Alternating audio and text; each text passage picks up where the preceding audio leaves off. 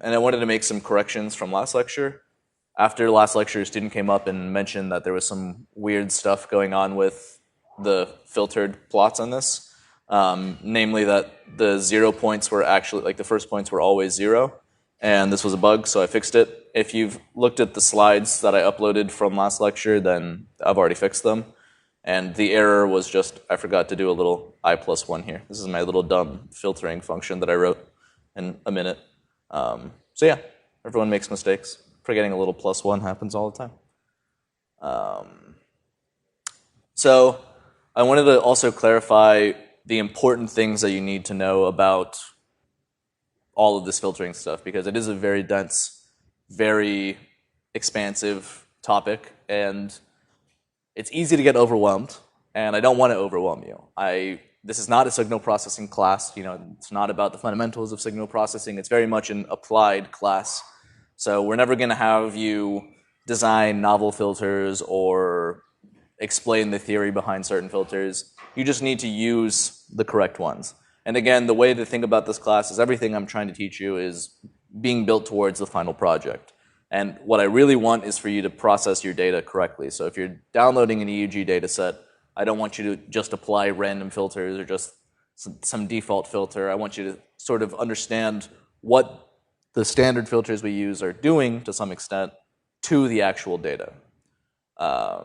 So one thing that I mentioned last lecture was that we would zero pad the signals. So for example, these signals, there are literally 10 time points, and if I want to create a filter that sort of slides through the data, I need some additional points at the beginning of the signal. This is not necessary with real data because we have so much of it. So this is 30 minutes of real data. This is actually my own data from one of my BCIs, and very little of the beginning and end information is relevant. Essentially beyond the fact that I know when the experiment has started and when the experiment has ended, all of the first, like 1 minute on the beginning and last 1 minute are essentially useless from a signal processing perspective, but they're good for free samples that you can use to sort of start filtering your data with, right? So if I need, let's say I need 1,000 points to start my filter on before it's starting to filter real signals, I don't have to zero pad that data. I can just start from the beginning of the data because I have so many signals, and then at the end, if I really wanted to, I could just chop off the end to get rid of what are known as edge artifacts. It's not really important to worry about. Just know that if you have too short of a signal sometimes, and you apply an aggressive filter, you'll produce these artifacts on the edges of the signals. And most of the time, those either have to be corrected with another filter or some function, or you can just lop them off. So when we're dealing with real EEG data, typically we can just lop them off. And even in a BCI, you just start the recording, you'll start building up your filter and your coefficients, and which are essentially just the numbers that your filter is going to be using to filter the data. And you can just forget about the initial time points. So yeah, this is some real data. 30 minutes, it's a lot. And as you can see, there's this very obvious trend downwards. So this is what we call drift.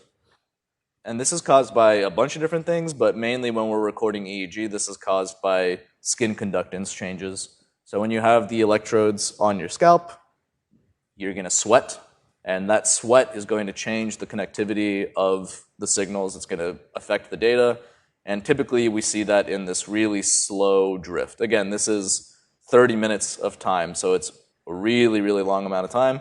If you were to take just small individual sections, you wouldn't really see this drift as much. Because of this, we typically will try to correct this on the continuous data rather than chunks of the data.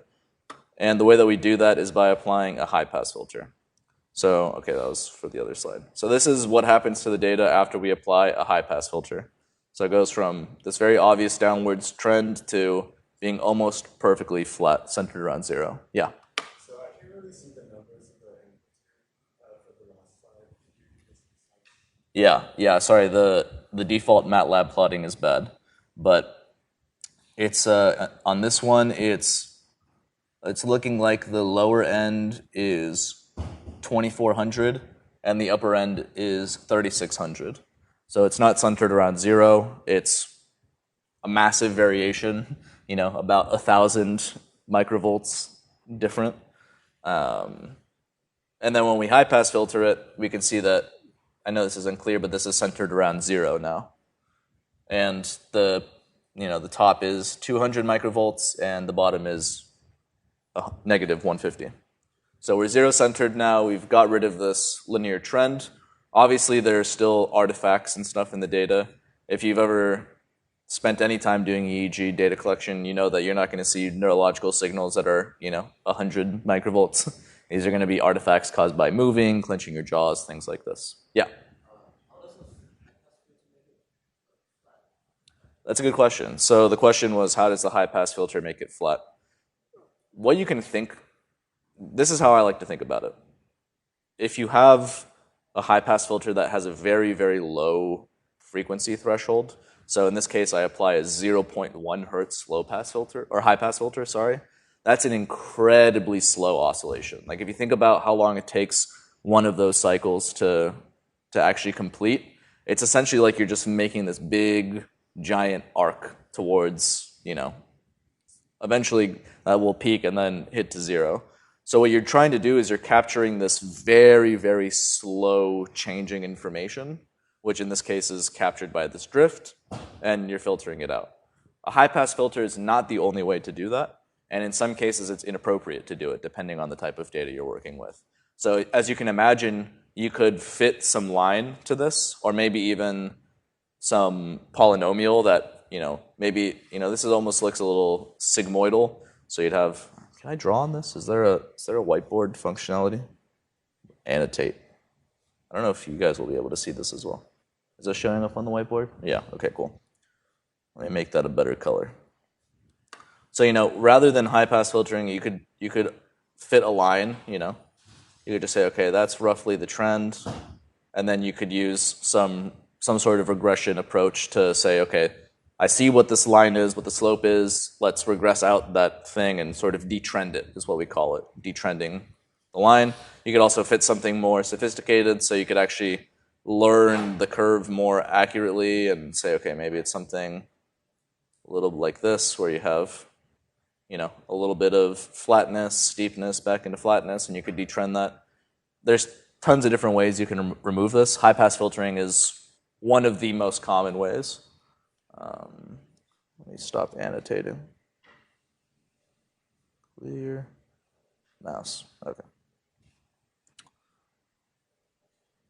And yeah, so typically we will apply that to the continuous data because since these high-pass filters are so slow, 0.1 hertz, maybe the highest you'll see is 1 hertz, it's not going to have that much of an effect on an epoch data set, and you're also not going to see the effect that much.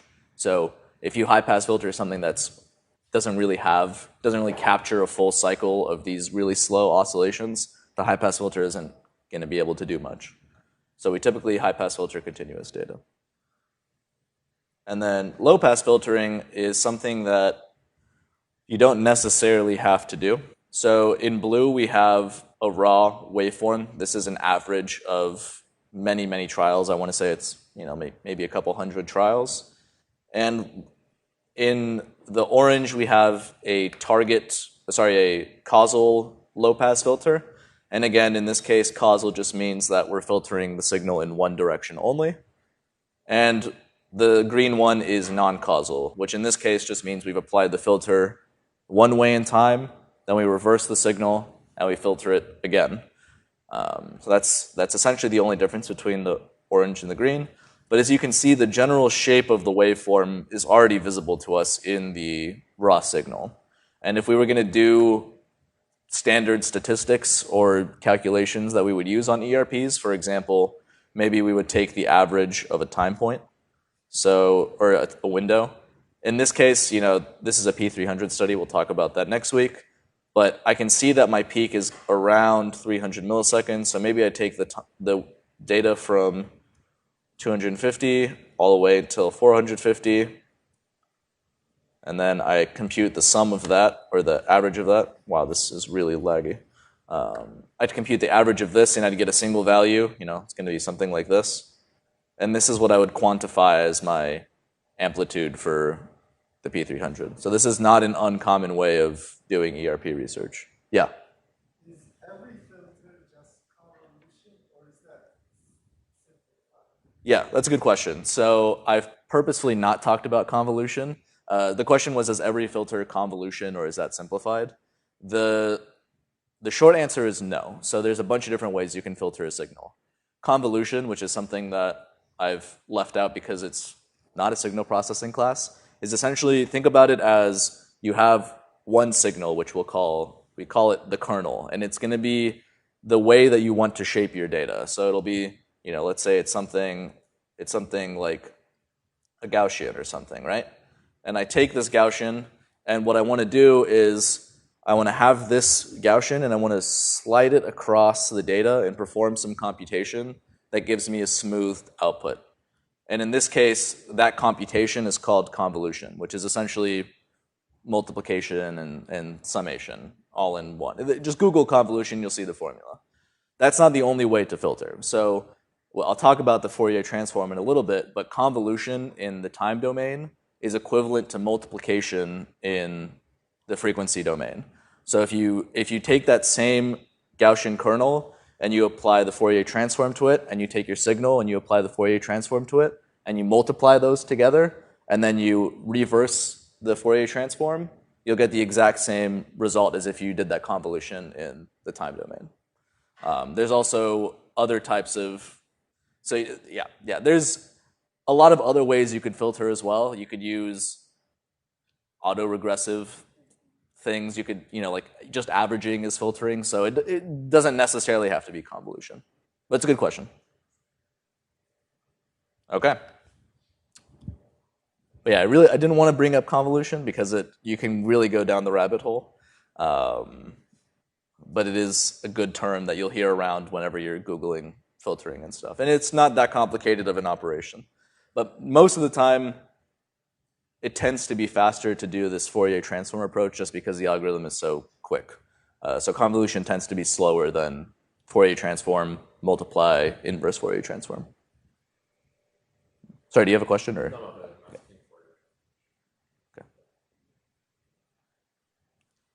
So yes, wanted to clarify just a little more. I've gotten rid of the anti-causal part of this slide because you really don't ever have to worry about anti-causal filters. And I was sort of rushed through this section on Wednesday. But a causal filter only uses data from the past. So I've put in a little bit of code here to simulate a filter. Our y of t, think about, let's say we have 10 samples. So we'd initialize y with all zeros. And let's start from index 0. We'd say y of 0 equals, okay, well, let's start from sample 2, actually, because it makes more sense. We'd take 40% of the signal 2 samples ago, 50% of the that's an error. Hold up, let me edit that. My copying and pasting skills are bad. So you would take 40% of a sample that was 2 samples ago, 50% of a sample that was 1 sample ago, and then just add your whole sample. This would be an example of a causal filter because you're only taking samples from data that you've already collected, you've already seen it. It's something that you could do in real time, right? So if you are playing guitar or something and you want to apply a low-pass filter so you sound real edgy and cool, you could do that analog and in real time because what's happened in the past can be stored in these coefficients, or it could be more realistically stored in your capacitors and stuff, and you can filter your signal in a way that is realizable. A non-causal filter is something that uses data from the past and the future. So the example that we had back here, the data is filtered one way, and then it's reversed and filtered another way. So it needs to have all of the signals in order to create this green non-causal filter. So this isn't something that you can do in real time because obviously you can't get signals from the future in a real world scenario, but it can be implemented in good enough time. And this isn't a real term, but it's what you can actually do to your signals when you're creating a BCI, for example. So yeah. Thank you. Yeah, don't edit your slides at midnight. Good catch. So yeah, what I mean by good enough is that if you're creating a BCI, and let's say you're doing something like the P300, and you're only going to be spelling, let's say you're making a speller, we'll talk about this next week, and you only need a signal every second or something. Okay, I can get the full signal of my P300 and more in about 500 milliseconds. Filtering takes a millisecond, 2 milliseconds.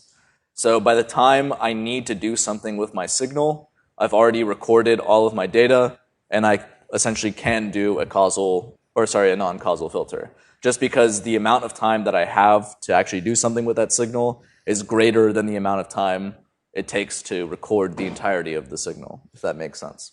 So even though it doesn't work in real time, our processing is so fast, and the application is, in this case, slow enough that I can afford to filter the signal in one way and then have all those time points already and filter it another way.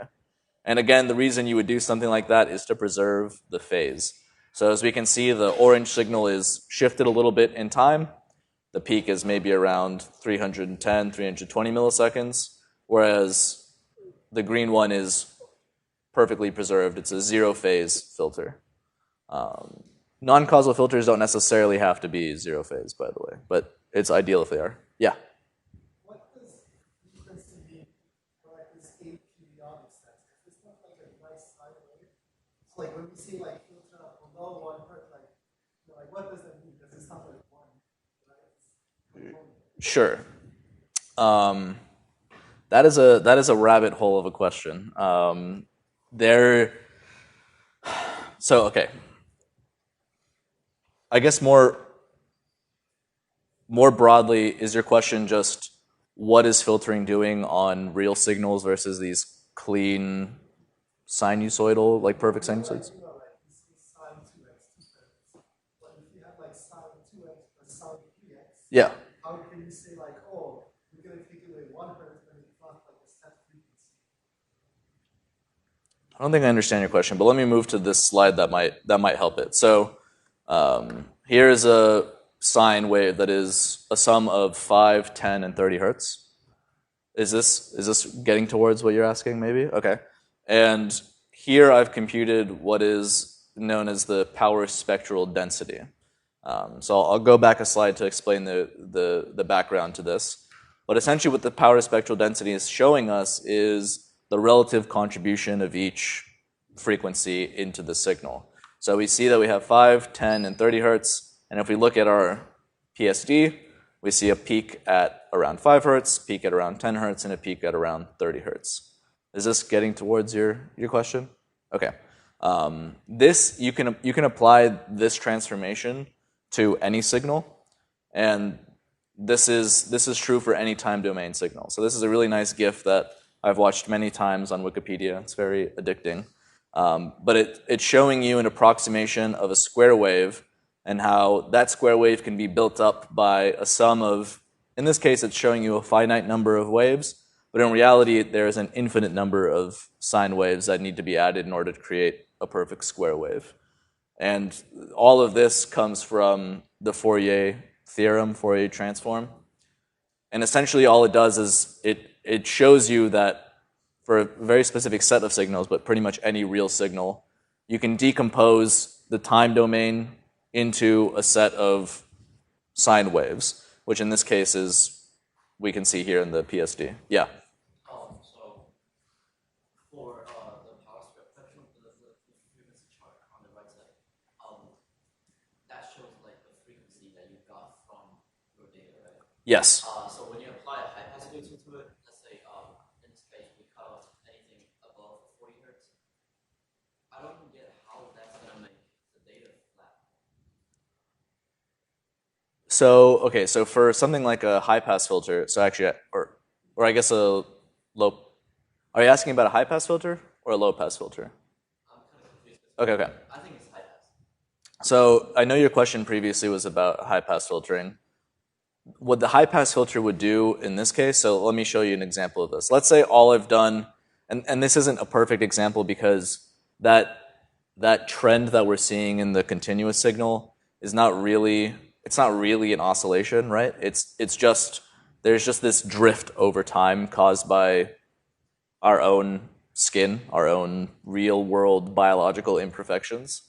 So when we do a high pass filter on this, we're not necessarily actually taking out this real 0.1 hertz signal or this real 1 hertz signal. That's not something that actually exists, right? The skin is not actually oscillating, or the sweat is not actually oscillating at 1 hertz or 0.1 hertz. But what the filter is able to do is it's able to approximate it's able to remove these slow changes. It's not just removing true oscillations at that frequency. It's going to remove any activity that's slow, essentially, very, very slow, very hyper slow. And that's essentially the same thing as what this drift over time is. So if you were to take this signal and you were to look at the Fourier transform of it, you might see some activity super duper slow. Like if you were to zoom in around 0, you might see some really, really slow activity. And then after you applied the high pass filter, that might go away. But it's not guaranteed to be, if you think about the relative contribution that has to the signal, it's not particularly strong. There's not that much of this drift, even though it is moving the signal overall a lot. So in this case, when we apply these types of high pass filters, it's better to think of it as just a detrending step rather than a true filter designed to isolate out a specific set of frequencies. But an example of, for example, if we take this signal, which is 5, 10, and 30 hertz, we can imagine that this signal is now instead band pass filtered. So we're only keeping let's say we have a band pass filter between 9 and 11 hertz. Now we're only isolating that 10 hertz signal. And what we've done is, in the Fourier transform, we can also see that, we only see that 10 hertz contribution. So the 5 and the 30 are gone. This is very idealized. If you were to actually take this data and filter it and plot the PSD before and after, there's going to be imperfections. It's not going to be able to perfectly remove the signals. And that's true with any filter. There's always going to be a little bit left over after the fact. Yeah? Yeah. So in this case, the PSD's y-axis is microvolts squared, because our original units are in microvolts, over hertz. So because this is density, it's sort of the amount of power per frequency bid, if that makes sense. You can also, for example, if you just compute the raw Fourier transform and look at this, then the units would still be in microvolts, if that makes sense. But what the power spectrum density does, I actually have the formula here. What it does is the reason it's called the power spectrum is because you actually are computing the power. You square the Fourier transform, and then you take the magnitude of it, which is, that calculation is just computing the power. Does that make sense? Yeah.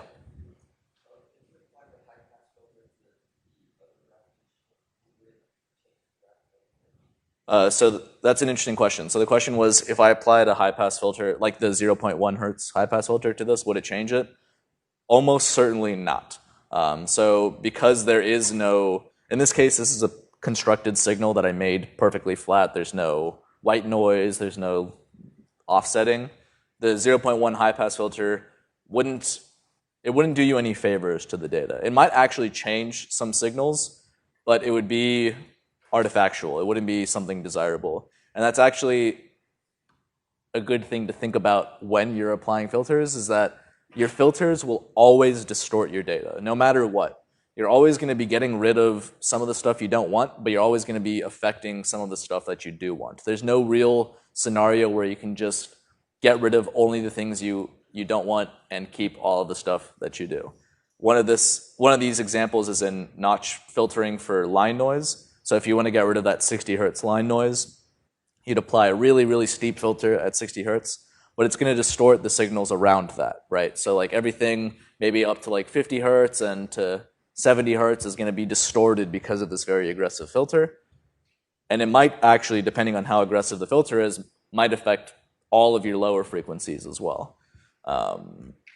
We try to apply the least amount of filtering that we need to get a certain task done, essentially. We want to we want to be as parsimonious and we want to be as nice to the data as possible. And we don't want to be applying filters for no reason. So like in this case, if you were to apply a 0.1 hertz filter to this, it really shouldn't do that much, but in theory, it will mess up the data a little bit, and there's not really a good reason to do that. And these are kind of the things I want you to think about. I want you to justify the reason you're applying some of these filters. Like, why would I need to apply a high-pass filter to a perfectly smooth, non-drifting signal? And the answer is you wouldn't. Good question. What time is it? I don't have my phone out. Okay. So let's take this opportunity to move on to the live coding section.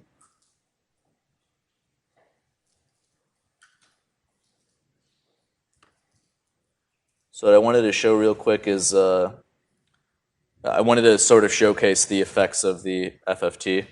So this is the calculation I did to compute that power spectrum.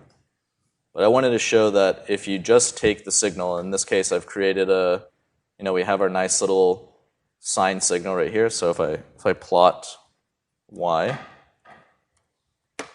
I haven't defined plot yet. Here, let me just execute the code at the top. Okay. So if I plot y real quick, I can see that it's our original sine wave. And what I want to do is I want to sort of show you guys this transformation from the time domain into the frequency domain. So if I do FFT, which I've imported from NumPy, so if you do numpy.fft.fft, this is that function, but I've imported that already. If I compute the FFT of y, did I not execute this? Okay, that's imported now. FFT.y, I get all of this crazy stuff, and I could plot that, and it's going to look all weird and cool. So we're seeing some weird stuff. It's, giving me errors about an imaginary part and a real part. This is because the Fourier transform is going to give you the real part, which is the actual frequencies, and it's going to give you the imaginary part, which is the phase. It's not particularly important for this course. But anyway, let's imagine that this is a faithful reproduction of the signal in the Fourier space, which it is. What I can do is I can save this, and I know it doesn't look pretty, but that's not the point.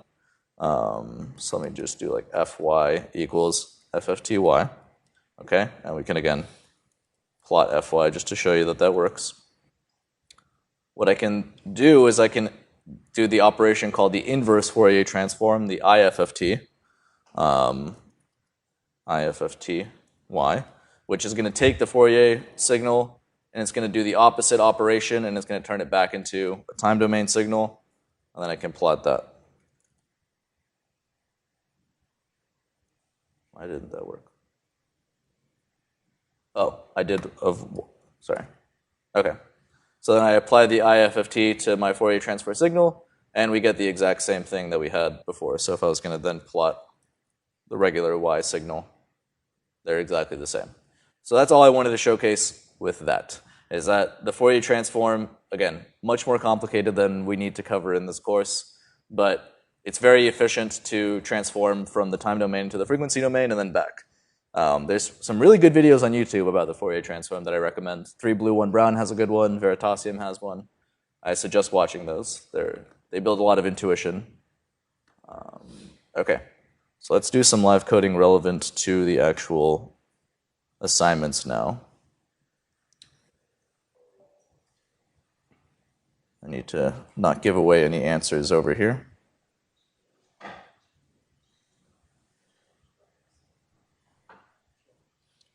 Okay, and then let me have my sort of key over here.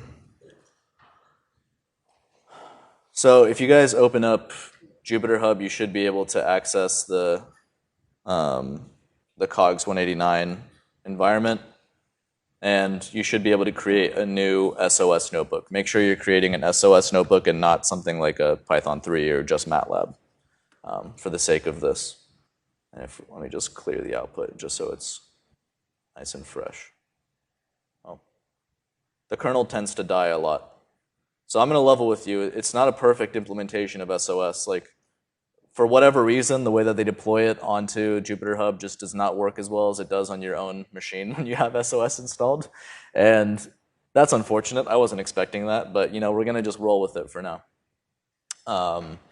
So in here, this is just some boilerplate that, this is some boilerplate that pretty much all of the assignments are going to have. The Python stuff, you're almost always going to import matplotlib and numpy. Don't worry about this error. You're always going to get an error or a warning the first time you run something in an SOS notebook. But yeah, numpy is our main scientific mathematical operation library, and matplotlib allows us to plot. I see on chat that people are still having trouble accessing the Jupyter Hub. Send an email to ETS. So if you Google ETS UCSD, email these people, or make a ticket. I think this is the one to go for. servicedesk@ucsd.edu. So if you can't access Jupyter Notebook or the Cogs 189 environment, please email them, because I can't do anything beyond that. Say it again. There's a second block of bash. Is it patched? Bash. Bash. No. That's a good question. So this right now I have it it's not anything. You can run this in Python 3 or in SOS. Essentially, this is just going to be, it's not actually bash. I guess you can pretend it's bash. It's just going to execute something like you would in the terminal. This isn't something you have to do right now unless you want to follow along, but this is, well, yeah, you actually won't be able to follow along. I've kind of designed this so that you can learn from it, but you're going to have to revisit it once the assignments are out, just because I want you to, learn it once, utilize it again, sort of repetition. If it doesn't work, then let me know.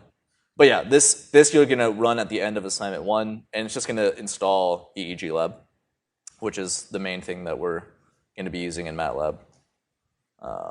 It's just there in case people on YouTube and podcasts who don't have access to course material want to follow along. And then this is the boilerplate that we're almost always going to have for MATLAB. So the first line is going to allow us to actually plot in line. In this case, it's just going to be plotting things in the PNG format. And then this is, when you install EEG Lab, this is going to be adding all of the EEG Lab files to our environment. Typically, when we're using EEG Lab, we actually don't do a recursive add, so we just add the EEG Lab folder. But because of the oddities of SOS, we actually need to recursively add the files, which is weird and annoying. But okay, so there's some weird stuff. The way that I had envisioned these assignments working were based off of EEG Lab still having really good documentation, but they kind of changed their documentation, and because of that, a lot of things are pretty opaque. So I want to go over some of the key functionality you'll need to use for EEG Lab. And in general, you can get some of this information off of the wiki, so EEG Lab wiki, but it's just a lot worse than it used to be, and I really don't understand why. So if anyone learned how to use EEG Lab a few years ago, you probably missed the old wiki format. But if you can always go through the tutorials, and they can always help. But the thing is that they're very much geared towards using the GUI, which we are not using. And for whatever reason, although we do have the ability to create new, a MATLAB online window, it doesn't work as well as regular MATLAB. And again, this is just an issue with ETS and what they can do. So because of that, I have to give you the functions that we'll be using for the homework, because you actually can't find the information easily anymore, which is very unfortunate. So whenever we're loading data from EEG Lab, there's a bunch of different functions that we can use. For the first assignment, or the second assignment, we're going to be using things in the .set format. So this is something that EEG Lab just uses to have a standardized format. So you can load in, an XDF file or a header file or whatever, but you can always save something as a .set, and so that's what I've done, just because you don't have to download any modules or anything. And the way that we load our EEG data is that we typically will set a variable named EEG, and in this case, the function we're going to use is pop load set.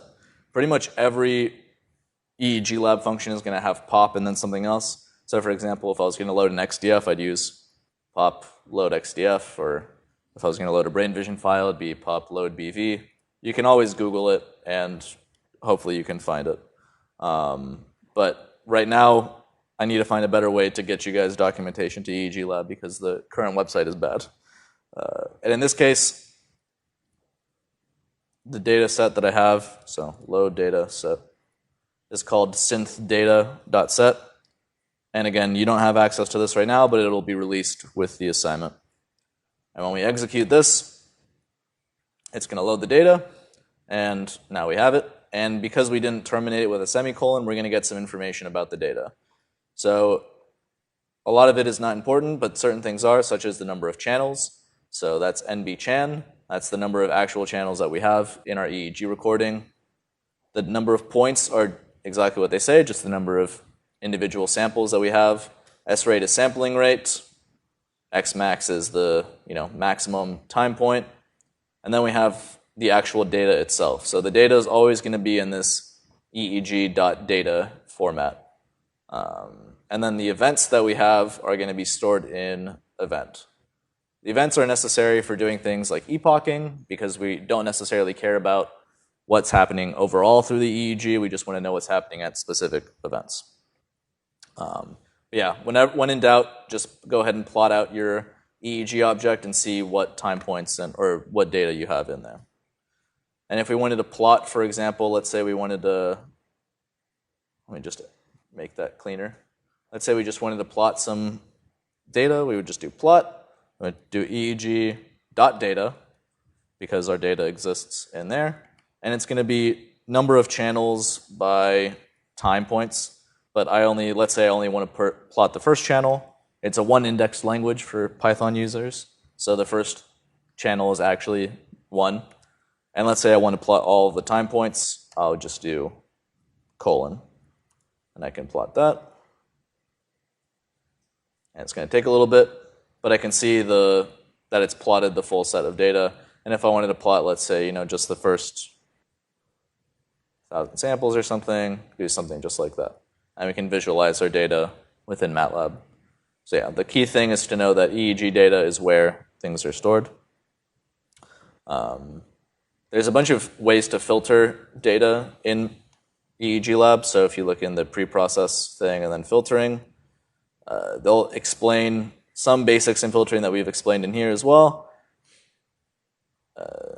The main function we're going to use, you can actually see it right here, is the new fir filter, which they call pop EEG filt new. So you can see that at the top of the GUI. So if we were going to apply a filter to the data, we would do something like EEG equals pop EEG filt new.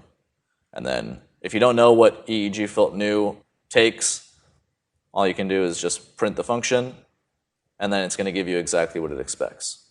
So it has a bunch of optional inputs. The only thing you have to give it is the EEG signal, and then you can manually define the things. So if you want to do low cutoff, it's going to be the lower edge of the frequency band. If it's high cutoff, it's going to be the higher edge, the filter order, all of these things. For example, if I wanted to apply a low pass filter, I would give it the object. I would do high cutoff, because I'm saying I want it to cut off everything. I don't want anything higher than 30 to get through. Then I would give it 30. And this is just going to return a new EEG object. And because this is a really simple operation, I can just rewrite my original EEG structure. Or you could create a new object like EEG filt or something. And then apply that. It'll take a little bit of time. It's hilarious. This loading message is super glitched on the notebooks. It looks really nice in the MATLAB windows, but really terrible in here. But it tells us what we've done. So it's performed a 221-point low-pass filter, transition band 7.5 hertz, and now we have our filter. As you can see, it's zero phase and non-causal, which means that, it's applying the filter in one way, reversing the signal, and applying it again. But now if we were to plot our data again, so we plot EEG.data 1 to 1,000, we can see that the signal has changed. So we've gotten rid of that higher frequency 30 hertz noise. Okay. And the other interesting thing that honestly I didn't even expect this to be a problem is the data transfer. So for example, we have EEG.data, or we have our EEG object, right? It definitely exists. But if I try to transfer that over to Python, for example, get EEG from MATLAB, which is how we would do it in SOS. We can try that, and it's going to give us a bunch of errors. It's going to tell us EEG doesn't exist, even though we definitely know that it does. And the reason for this is that it doesn't really have the ability to parse this complex data structure. So what we need to do is pass individual subparts. So for example, most of the time we care about the actual EEG.data, and maybe we'd also care about the time point. So maybe we want to transfer EEG.data and EEG.times from MATLAB. And that's going to work because these are much simpler objects, and SOS sort of knows how to deal with those.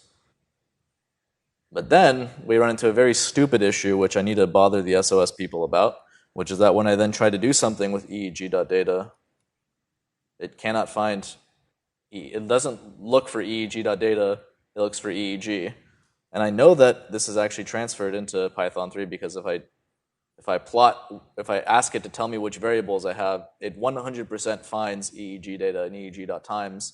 But because there's no EEG object, it can't index .data and .times, and there's no way to give an alias. So, and this is dumb, and I will bring it up to the SOS people, what we have to do is we have to be a little silly, and we have to do something like this.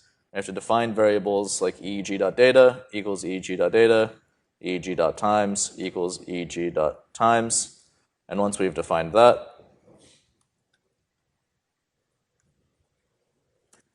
we can transfer our variables, and then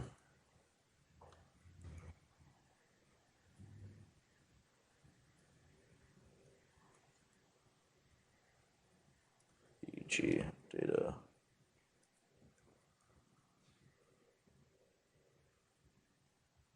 Sorry, we're in Python.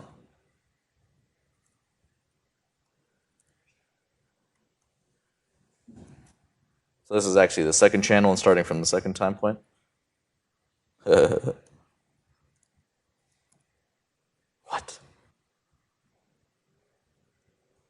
Oh, of course. Let me just prove to you that the plotting works rather than trying to be smart with it. Hold up. Live coding, very fun.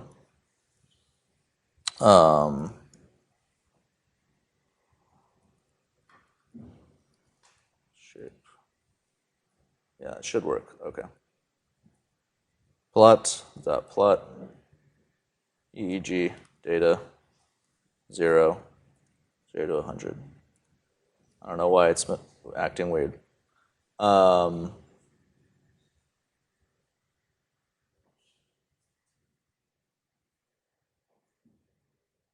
Anyway, doesn't matter. This will work. I don't know why it's not working. So this is a correction from that last lecture that you'll only see if you're watching this on YouTube. So what I tried to do was do a plotting of EEG.data where I take something like this, and it's generating a bunch of lines. Now the reason for this is actually because of the data type of EEG.data. So if we see type EEG data, it's a NumPy matrix.